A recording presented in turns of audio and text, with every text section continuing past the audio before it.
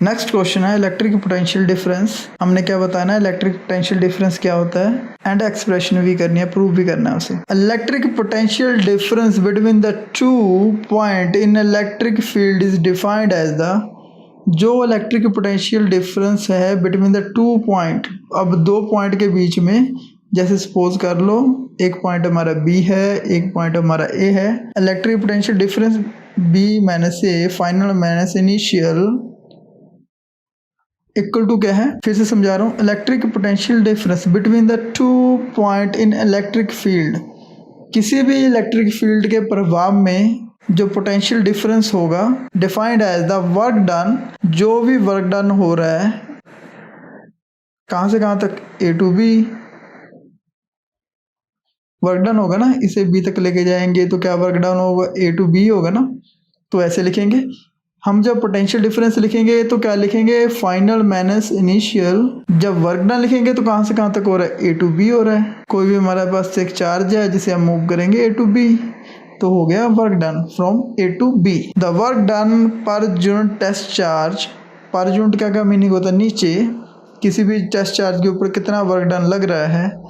Moving it from one point to another, एक point से दूसरे पॉइंट में जा रहा है। Against the electrostatic force, electrostatic force कहाँ प्रोड्यूस होती हैं, इलेक्ट्रिक फील्ड में। कहाँ, इलेक्ट्रिक फील्ड में। तो due to electric field, electric field के कारण जो इलेक्ट्रोस्टैटिक फोर्स लग रही है, किस पे लग रही है, पॉइंट चार्ज पे। जब point charge A point to be point जा रहा है, वो ही हमने बताना है, उसे हम कहते हैं पोटेंशियल डिफरेंस। ये हो गया पोटेंशियल डिफरेंस। अब इसकी हम करेंगे एक्सप्रेशन। अब एक्सप्रेशन में हम थोड़ा डीपली समझाएंगे। सबसे पहले हमने क्या बताना है, हमारे पास एक प्लस क्यू चार्ज है, जो चार्ज मूव कर रहा है किस पॉइंट में कर रहा है, ए टू बी। अब जो ए पॉइंट का डिस्टेंस है ओरिजिन से वो कितना है, ओ से आर ए। बी पॉइंट का कितना है, आर बी। मिड पॉइंट क्या है, पी, जिस पे हम मान रहे हैं अभी चार्ज पड़ा है, उसका डिस्टेंस क्या होगा, आर फ्रॉम द ओ। अब हम सबसे पहले निकालते हैं स्मॉल वर्क डन। अब वर्क डन किसी भी तरफ लग सकता है, इधर को भी लग सकता है, इधर को भी लग सकता है, बट जब चार्ज की तरफ वर्क डन लगेगा तो क्या होगा, माइनस। हमें पता है फोर्स का फॉर्मूला क्या होता है, force equal to charge into electric field. अब यही जब चार्ज ओरिजिन की तरफ जाएगा जहाँ पर एक चार्ज पड़ा है, तो क्या होगा, रिपल्शन होगी। रिपल्शन होगी तो क्या होगा, फोर्स लगेगी नेगेटिव। अब जब इधर से जब ये चार्ज आउटसाइड जाएगा, उस चार्ज के प्रभाव से दूर जाएगा, तो फोर्स क्या होगी, पॉजिटिव। अब जितना हमारा डी आ रहा है उतना हमारा डी एल है। हमने ये स्मॉल एरिया मान लिया ना, जैसे हमारे पास ये स्मॉल एरिया कौन सा है, पी टू क्यू, ये मान लो क्यू, इसलिए क्या हो गया, डी एल हो गया। अब इधर मान लोगे आप कोई भी आर वगैरह एक्स वगैरह कोई भी मान लो, आपकी मर्जी, आर मान लेता हूँ। ये क्या हो गया, D R. D L equal to D R होगा, जितना डिस्टेंस डी एल का होगा उतना होगा डी आर का। क्यों होगा, अभी मैं आपको बताऊंगा जब मैं एक्सप्रेशन करूंगा। ये हमने माना है सारा कुछ। अब उसके बाद सबसे पहले हम लिखेंगे consider a point charge plus Q is placed at origin O, let any point A test charge Q not is placed at point P. जो टेस्ट क्यू चार्ज है अभी वो कहाँ पर है, पी पॉइंट पे पड़ा है। तो हम सबसे पहले निकालेंगे फोर्स। कैसे लिखेंगे, force on test charge due to electric field Q not is, क्या होगा, force on test charge due to electric field, तो वो क्या होगी, positive. Next, to move the test charge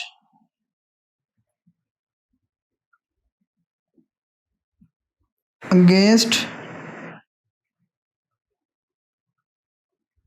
the force due to electric field, क्या होगा, negative होगी। मैंने आपको पहले ही बता दिया, जब charge Q note charge Q plus charge की तरफ जाएगा तो फोर्स क्या होगी, नेगेटिव। जब आउटसाइड जाएगा तो फोर्स क्या होगी, पॉजिटिव। हमने यही लिखना था। इसे हम मान लेंगे 1, इसे हम मान लेंगे 2। अब हम सबसे पहले निकालेंगे अगेंस्ट के लिए P एंड Q। जब फोर्स लग रही है अगेंस्ट लग रही है तो कैसे लिखेंगे हम, let PQ is equal to DL small displacement from P to Q। जो small displacement P to Q हो रही है, जो फोर्स लग रही है वो क्या लग रही है, नेगेटिव है क्योंकि ये एंगेज्ड है। देन उसके बाद क्या होगा, the small amount of work done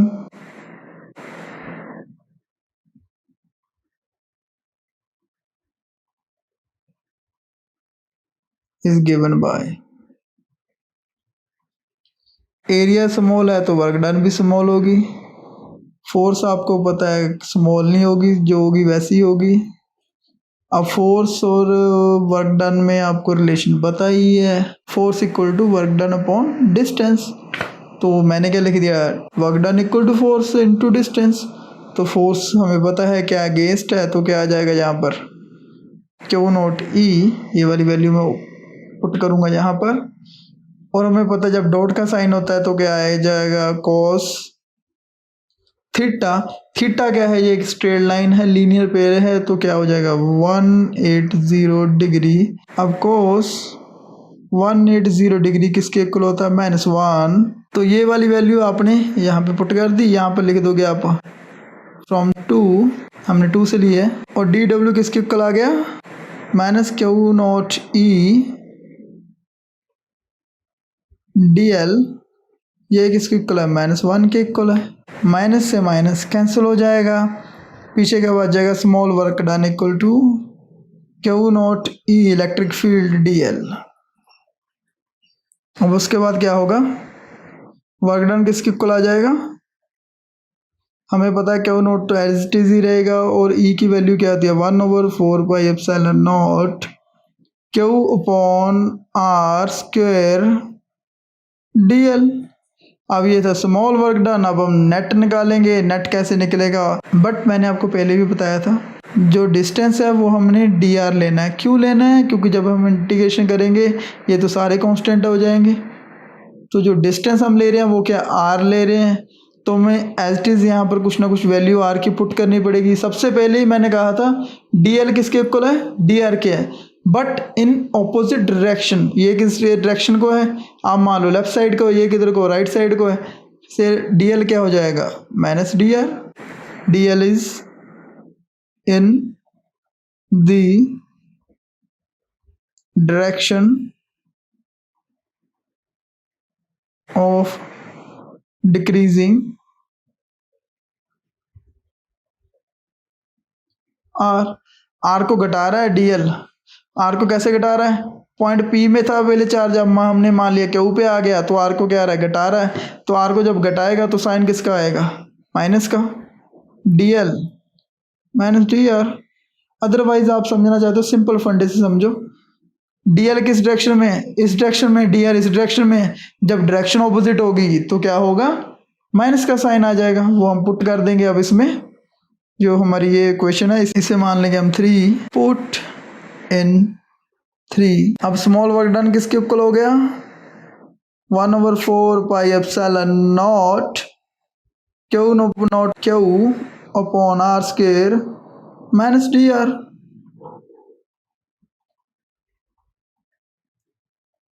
आप इसे ऐसे भी लिख सकते हो, -1/4 पाई एप्सिलॉन नॉट, माइनस का साइन हम आगे ले आऊँगा, Q not Q upon R square dr।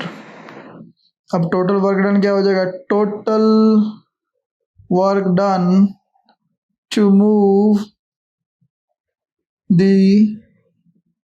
Test charge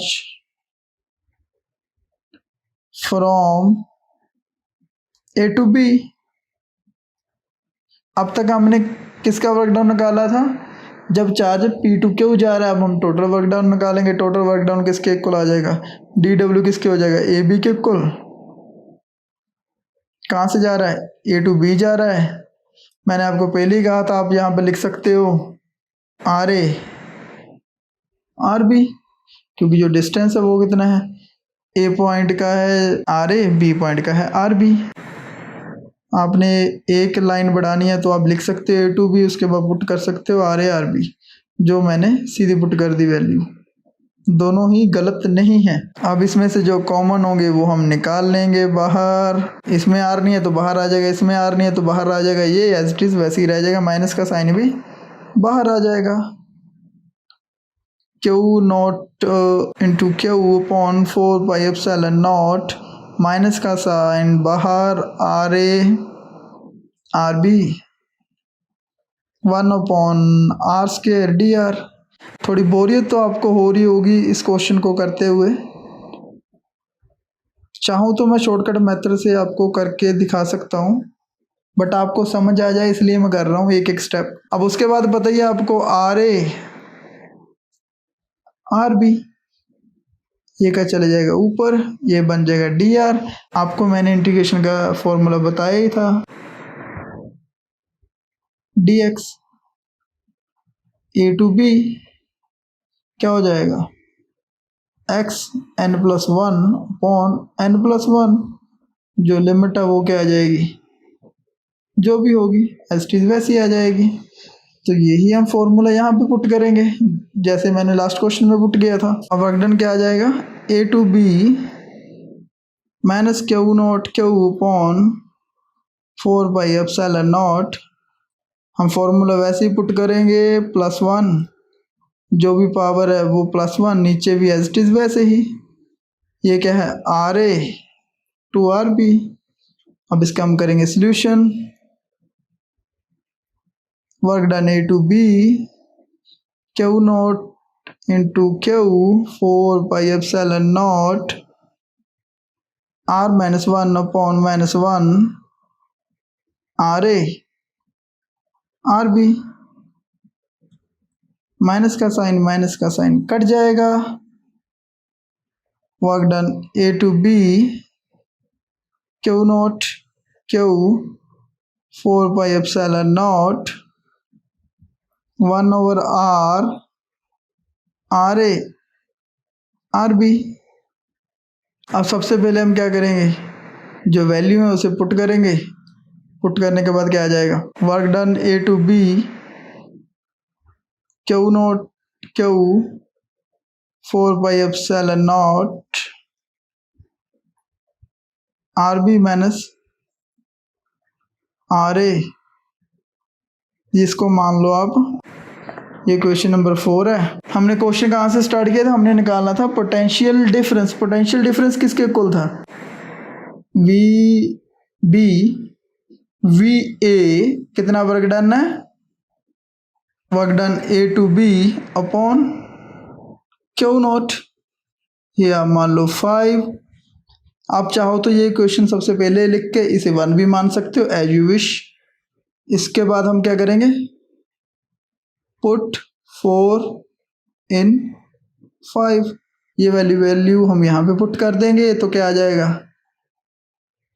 we B V A q not q 4πε0 R B minus R A upon Q not, जो सिमिलर टर्म है वो cut जाएगी, हमारे पास जो बचेगा वो क्या होगा, पोटेंशियल डिफरेंस। आप पहले नोट कर लो इसे। उसके बाद हमारे पास बचा क्या, ये। अब इसे हम लिखेंगे कैसे, V B minus V A equal to q upon 4πε0 R B minus R A. ये है इसका आंसर। आप इसकी कभी कभार यूनिट पूछ लेते हैं। पोटेंशियल डिफरेंस की यूनिट क्या होती है, वोल्ट। अब कभी कभार ऐसे ही पूछ लेते हैं, जैसे 1 कूलम चार्ज क्या था, वैसे ही पूछ लेंगे कभी कभार 1 वोल्ट चार्ज, 1 वोल्ट क्या होता है, हमें पता है वोल्ट क्या होता है, work done upon charge. Work done की क्या यूनिट होती है, जूल।